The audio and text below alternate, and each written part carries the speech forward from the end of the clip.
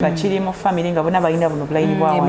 It doesn't matter whether it's age, whether it's genetics, tubujjawo instantly ate nobeera nga face yesika bulungi ng'olabikira ddala bulungi. Wow, that is amazing. Doctor, eyo procedure y'okuggyabwa obukanyanyi obwo gye bayita batya? Eyo gye tuyita botox oba botulinum toxin. Yes. Botox ono mumukola mutya? Kakati bw'ojja wano tusooka ne tutandika ne consultation ne tuku examininga ne tulaba ne oba olina pressure ne oba olina sukaali botox talina buzibu tasosola. We tumala ne tukunambinga face bulungi ne nambing cream abasinga balooza okusanyaza tukozesa buliso tukozesa cream bibanga bizigo tusiigawo bulungi ne tutta pain ate ne tubeera nga tufumita maaso obukanyanya obwo ne bubeera buvaamu mpola mu nnaku 3 ku 5 leera kalanzi wamulaba nga buweddemu face ngezzeewo bulungi ng'oli kito kibubu. That's amazing. Kati doctor bw'oyogera ku examination yeeno ate nga botox ne woba wa sukaali ne wa pressure kiki mu examining? Kaakati kyekyo we start with the consultation ne tukubuuza mutaiteninga n'omuzaako bulungi embuzi ye kitwala bbanga ki omuntu okuddamu okusagala? Kakati, is it for a lifetime? No, it can't be a lifetime kubanga okikozesa. It's not something that is not used. It's in use. So, bw'ojja wano ne tukola gundi eyo usually to advising abantu okola at least emirundi 3 buli week ng'okolamu gumu week ey'okubiri ne week ey'okusatu ekyo bw'okimala jjukira ekyuma kino stimulating vaginal collagen wansi muscles ezo ne zibeera nga ziri thick and tight. So kitegeeza nti collagen production mu weeks ezesatu abeera enough that is stimulated ate okubeera nga muscles ezo ziri tight. So bw'okikola emirundi egyo 3 it can last for 1 year even 2 years nga muscles ezo ziri tight. Ng'era omwami wo bwe mubeera naye mu nsonga ezo ez'abafumbo abeera awulira ddala bulungi nga okyali wamu. Ku maaso era tukozesa fillers ayawukana in terms of viscosity oba thickness oba mu Luganda kye bayita obuzito and also ne components ze bateekamu naye nga zonna zibaddemu fillers. N'abalina amatama nga waluzinga weight ne gagwamu tulina cheek fillers era gwe tukozesa gaguddemu agange tegannaba badde njagala oteekeko fillers oba gaguddemu. So tuzijjawo bulungi nnyo omukyala n'ekirala omukyala ng'oli eyo ng'ekirooto ky'okweruka naye nga wakoowa ebizigo gwe tusinga okwagala n'oli eyo ng'ebizigo byakwokya olina n'ebintu bya red ebintu bya black pigmentations hyperpigmentations melasma tubijjako nga tukozesa IVs ennungi hadde gy'ozze wano okimanyi ffe tulina Korean products zokka tulina IV glutathione IV collagen IV vitamin C B12 B complex. Bw'ojja wano tubulira ky'oyagala nti nze njagala ku glowinga buglowings nti nze njagala ku brighteninga skin nze njagala kwerukira ddala kuva mu shade emu kudda mu ndala. Ffe wano tukikoza nga tukozesa IV drips tukuteekako eccupa n'oyeruka kuva munda paka bweru nga tolina bujulizi bwonna. Eccupa? Eccupa.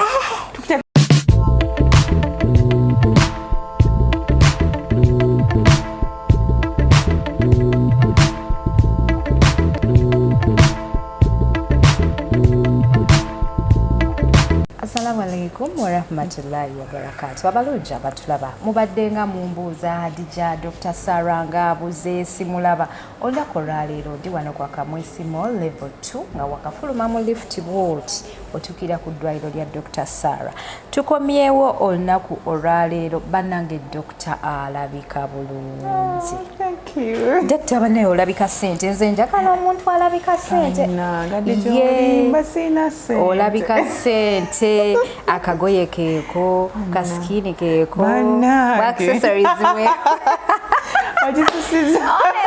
speaking banayenze I give people their flowers nze sekwata abambaga mambu filter si filter sifaanana bwenti abajja bakulabeko mukwano nze ntuuka wano ku sosi nze mbamanyi ate era nabo bakulaba bajja kugamba mu comment section. Otherwise how are you? I'm fine. Long time emyezi ebiri sikulaba saakukyawa naye ngenza okulaba mu comment section abantu nga bagamba Hadija tukomezeewo ku Dr. Sarah tunnyonnyole tukomezeewo ku Dr. Nengamba leero ninoyitako wano kwa Kamwesi buuza ku batulaba. Abatulaba balungi bannange tubabuuzaako muli mutya mwebale kutuwagira. My name is Dr. Sarah. nga tensangibwa wano ku Akamwesmo level 2 Chebandu Gaza Road. Yeah. Tuli ku Glamour Aesthetics olunaku olwaleero nonnamala n'enkiga doctor. Aesthetics. Aesthetics. Yes. Nchogedde bubyera. Tuli ku Glamour Aesthetics olunaku olwaleero tuzza okuba nga tubanyonyera about beauty. Nze abakyala mbagamba nnyo nti bannange okwefaako obulungi kwefaako abakyala bongere nnyo okwefaako n'abaami kubanga ennaku zino buli kimu kati kikyuka. Omuntu bw'atuuka mu myaka nga 37 atandika okweraliikirira banaye kati tewakyali kweraliikirira koze ebintu byakyuka, ebintu bizzeewo ebiri wano eno tokyagenda ttaki. Exactly. So tuli ne doctor alina products nga ziri non-surgical naye ng'asobola okukyusa omubiri gwo gwonna olunaku olwaleero. Dr. Sarah, njagala ompitiremuko ku products ze ez'enjawulo. Nze buli wezija okukulaba, yes, njagala nnyo n'ompitiramuko ku procedures z'okola abantu bongere okuzikenkuka n'okuzitegeera. Okay. Kaakati abatulaba abalungi tweyanziza nnyo, tweyanzeege. Wano ku Glamour Aesthetics tukola ebintu bingi Hadija. Naye ng'ekisingira ddala obukulu tuzza abantu obuto. Newobeera wa myaka 8, newoba mwami, newoba musajja, tukolako ate nobeera nga olabikira ddala bulungi nnyo. Omuntu alina ali eyo Hadija ng'alina enkanyanya maaso, tewali amount of bizigo bijja mu nkanyanya maaso. Ffe wano tukozesa mpiso, tukozesa buyiso bwe tufumita mu skin nga tukunambize towulira pain ne tujjawo obukanya bwano. Omwami aliyo ng'alina emitaafu gya wano, enkanya za wano ku maaso, bulayinizi bwa wano bwe buti, tuzijjawo instantly, face neyeesika neerabikira ddala bulungi ng'ate glowing obanga otaddeko shine naye nga tekuli. Enkanyanya kitegeeza bukadde. Enkanyanya okukosi bwe zijja nga batandika okugamba nti oli mukadde. Mulimu abantu abakula nga bafunya face naturally nga balina obulayini naye nga tebakuze mu myaka. Obulayini obwo tubujjawo bulungi nnyo oba oli muto. Of course eri abantu abo nga it's genetic nga kiri mu family nga bonna balina buno bulayini bwawo. It doesn't matter whether it's age, whether it's genetics, tubujjawo instantly ate nobeera nga face yesika bulungi ng'olabikira ddala bulungi. Wow, that is amazing. Doctor, eyo procedure ey'okuggyabwa obukanyanya obwo gye bayita batya? Eyo gye tuyita botox oba botulinum toxin.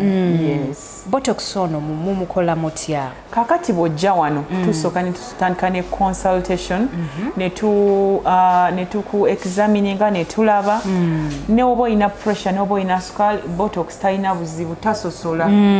We tumala ne tukunambinga face bulungi ne nambing cream. Abasinga balooza okusanyaza tukozesa buyiso, tukozesa cream bibanga bizigo.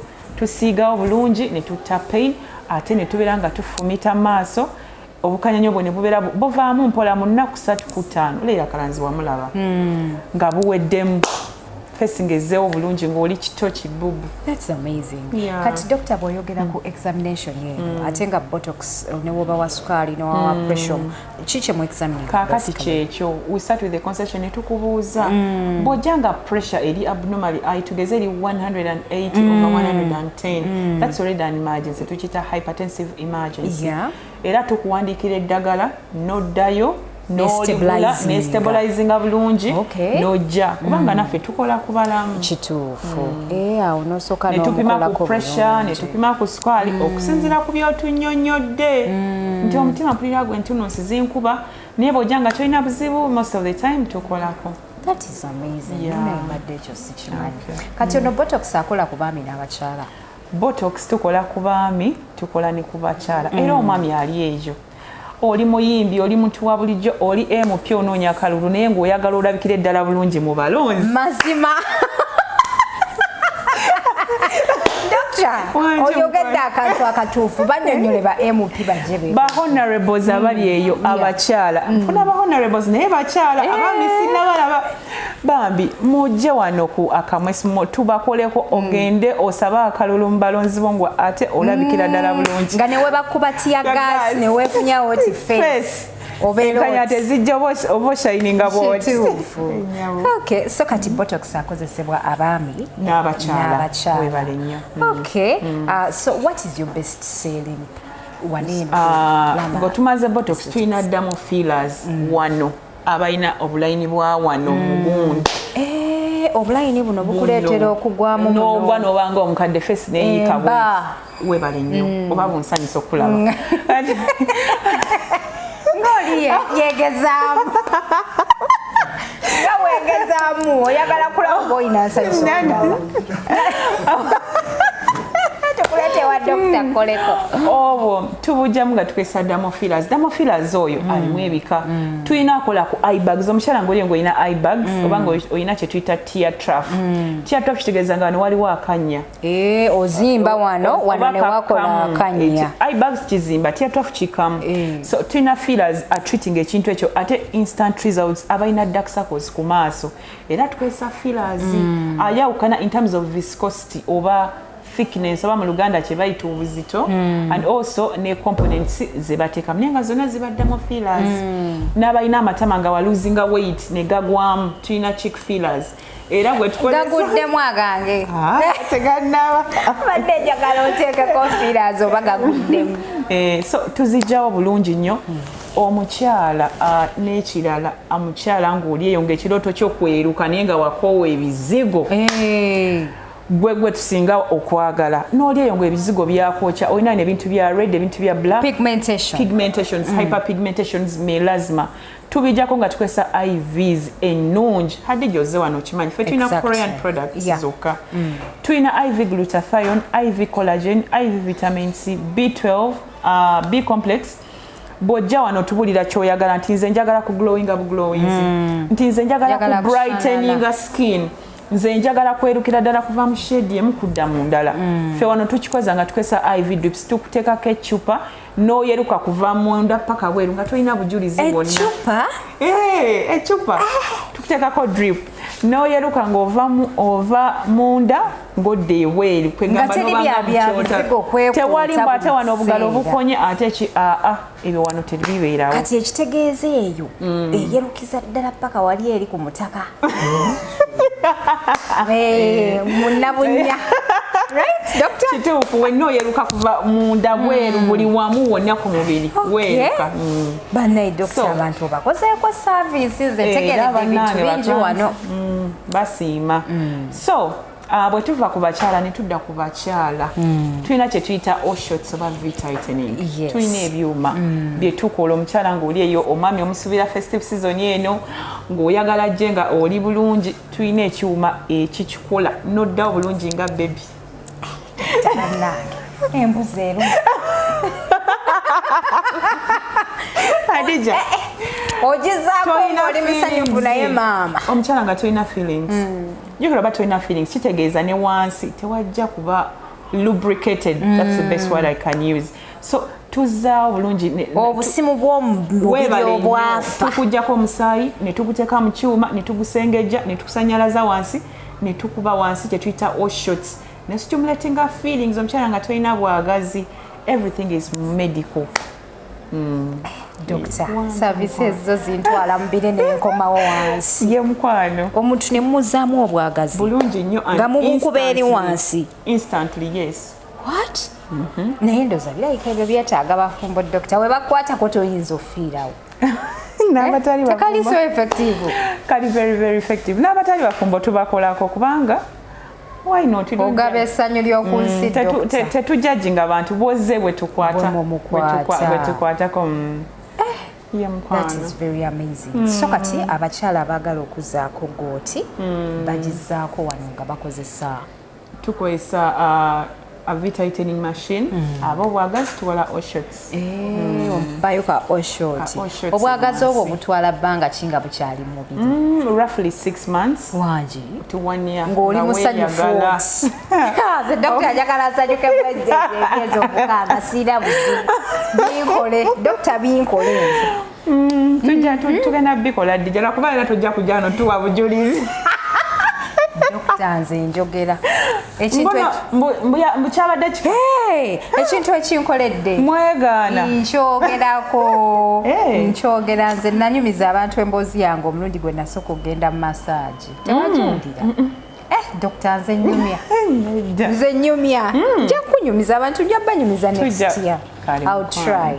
Kati eno bit tightening njagala oginnyonnyole bulungi omuntu ng'omaze omutighteninga n'omuzaako bulungi embuzi ye kitwala bbanga ki omuntu okuddamu okusagala kakati is it for a lifetime? No, it can't be a lifetime kubanga okikozesa it's not something that is not used it's in use so bw'ojja wano ne tukola gundi eyo usually to advising abantu okola at least emirundi 3 buli week ng'okolamu gumu wiiki emu wiiki ey'okubiri ne wiiki ey'okusatu ekyo bw'okimala jjukira ekyuma kino kistimulating vaginal collagen wansi muscles ezo ne zibeera nga ziri thick and tight so kitegeeza nti collagen production mu weeks ezo 3 abeera enough that is stimulated ate okubeera nga muscles ezo ziri tight so bw'okikola emirundi egyo 3 it can last for 1 year even 2 years nga muscles ezo ziri tight ngera omwami wo bwe mubeera naye mu nsonga ezo ez'abafumbo abeera awulira ddala bulungi nga okyali wamu Annange doctor olina ebintu wabijjawo okubireeta wano munnange ebintu bino nabisomera Nigeria vaginal tightening teruma it's not painful ate yo tetusanyalaza kati in wano mu process nga nkyagikola vaginal tightening like a week esooka ey'okubiri ey'okusatu am I allowed to perform so kwegatta n'omwami wange oba nina okulindako for the oshots usually it's not okay you can within the week but as long as it's not every day kiba kitta results ezaffe you can do in a week like twice but not every day at least nga si nnyo byakwenyola kwekyusa kuba kati omusajja omugambo tyambu si nnyo omusajja omunyonyola nga dadi nkolerera future yaffe omunyonyola but it's okay once or twice it's allowed but 3 times is okay 3 times weekly then the results is singa 1 to 2 years ana wasanga omuwala nga buli kimu ekishe kiri ku point tick nga buli kimu ekishe kiri ku point nga ne woka yeri mbonyange era kiri ku bana abana bajja wano ne tubakolako n'abantu abasinga abali eyo bangi betukolako abatalabikira na kamera betutapostinga nsa n'okusanga nange ntudde wano okitegeera nange oli customer Dr.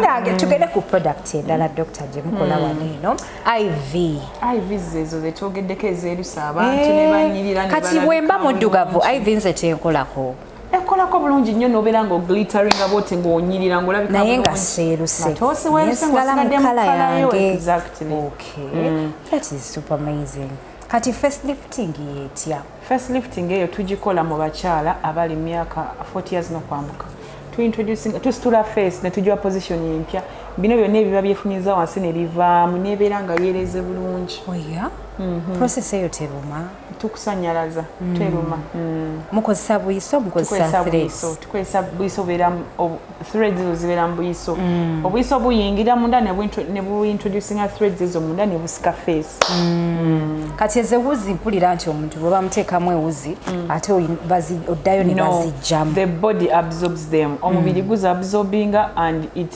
it gets rid of it itself and it lasts a period of 2 years and above. That's amazing. Yes. Emyaka ebiri ng'oli muto ng'osaza emyaka bino byonna ebiba byefunyiza ebirayi nga bivudde. Bana doctor nafuna messages nyingi ku page yange mpitirivu ne neewuunya kati gw'oli ku ki. But nedda abantu nga buli omu abuuza buli omu nga kati gw'oli ku ki. I think ndowooza weetaaga n'oteekawo essimu ya social media. Yo abantu abavudde ku social media be bagikubako because these people really inquire ate banaye tusimanyewo engeri gye mu inquiring but I would advise you singa oba otuuseeko ku ddwaliro it makes a lot of sense kubanga we have been running a free consultation yaffe wa mitwalo 5 naye November yenna tumuwadde free okusobozesa buli omu Christmas etuuke nga alabika bulungi January 1st to charging a consultation of 50. That's amazing. Nenga procedure abantu gye basinga okwagala Ebina. Ebina. Dr. Banaye abantu baagala nnyo okubigula. Ebina omuntu ng'olina ebituli mu kabina tukola procedure gye bayita subcision ne bivaawo instantly and permanently. Ebituli ebyo ki ekibireeta mu kabina? Mpiso. Zino ze batukuba nga tuli bato. Badde ngamba waliwo enkovu, wabaawo enkovu. Anti enkovu eyo munda tukola kye tuyita glute release munda ne tukijjayo ebbina ne lisigala nga liri free nga terina kituli.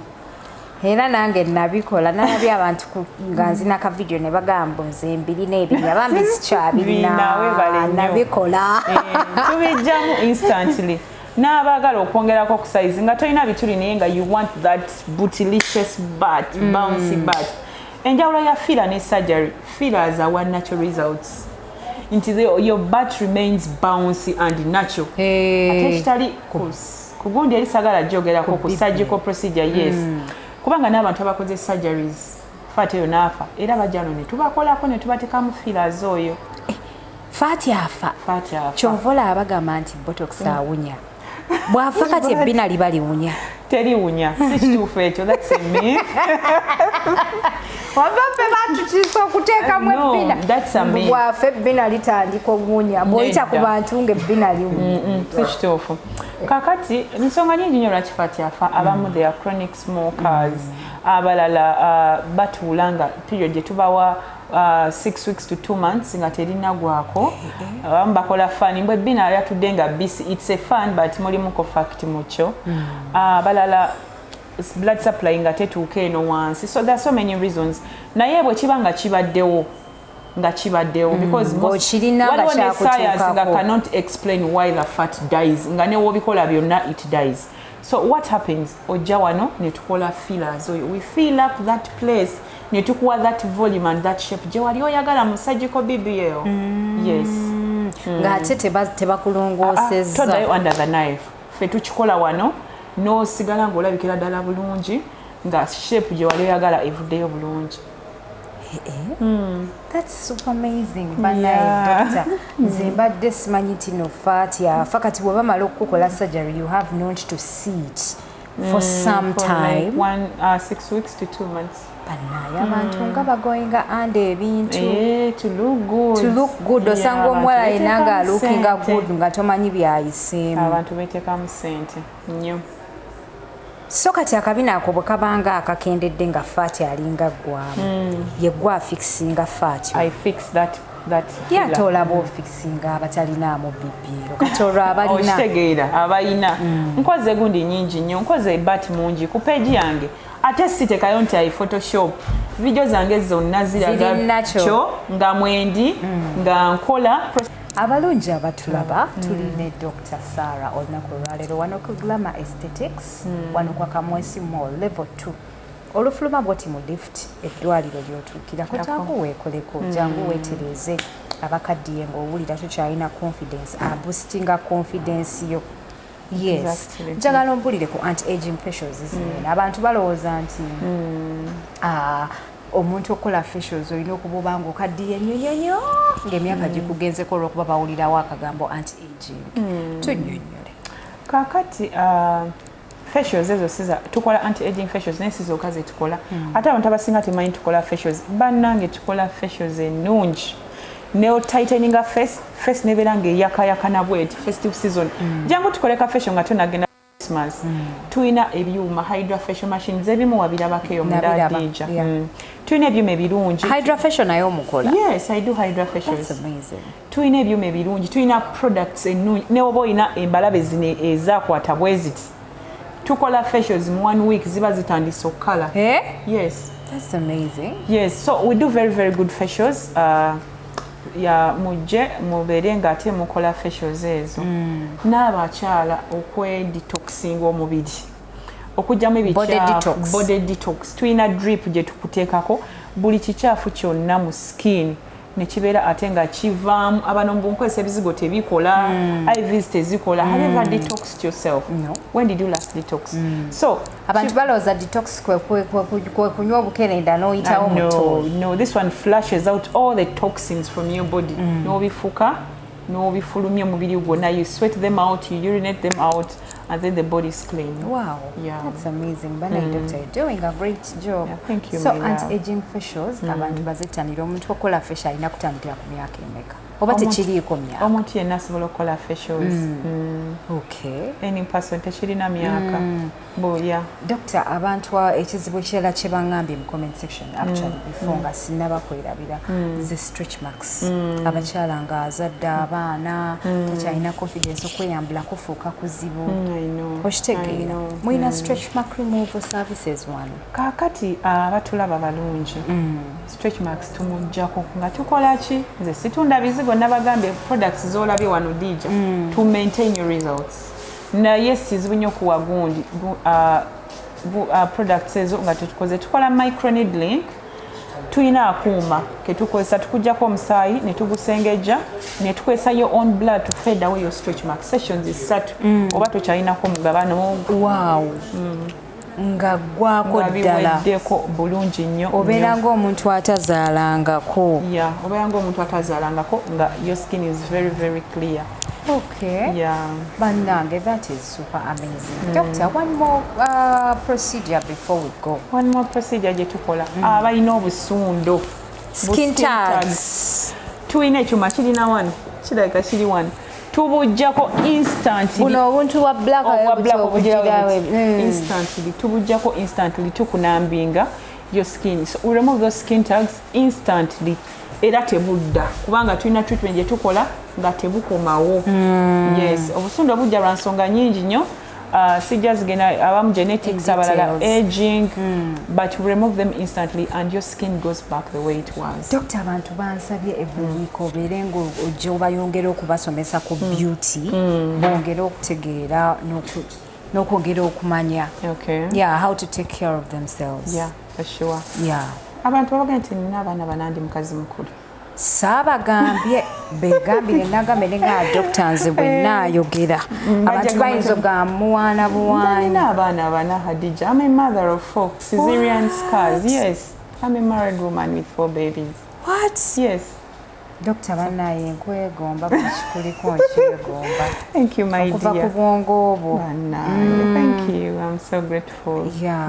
Webale kwerabirira. Webale kutuusaako abakyala services. I really appreciate you. I try. Such a mukama. Okay. Ndoza doctor ne bw'okusiba olunaku olwaleero. Naaba nkoze bubi? Nedda mukwano tweyanziza ne tweyanze. Kale. Yeah. Kubeera ng'ate abantu tuba tusaako ebintu bino abasinga babalowooza nti tubijja bweru. Service twazireeta wano mu Uganda. You don't need to go abroad anymore for these services. Okay. Yeah. That is amazing. Kale, sibula abantu doctor. Kale, abatulaba balungi. Fe aba Glamour Aesthetics tusangibwa wano ku Akamwesi Mall, Chebando, Gayaza Road. Bw'otuuka wano noonya exit ya Chinatown, n'oyingira mu lift, n'onyiga number 2. Bw'onyiga number 2, list wekuteeka wennyini ate wobeera otunudde mu Glamour Aesthetics. Oyingira buyingizi. Kale, bannaye n'olunaku olwaleero sigenda kubeera nga nsukkawo. Yaze Hadija Kigozi, mwebale kutula, mwebale kususcribinga. Dr. munoonyeeko ku TikTok kwali, ku Instagram kwali, ku Facebook kwali, everywhere. Ojja kubeera omufuna. Enamba ya y'essimu ngikuwandiikiddewo of course. Beera ng'omukubirako weeyongera okuba nga okonsultinga. I wish you a very happy new year in advance. Thank you for watching. Assalamu alaikum.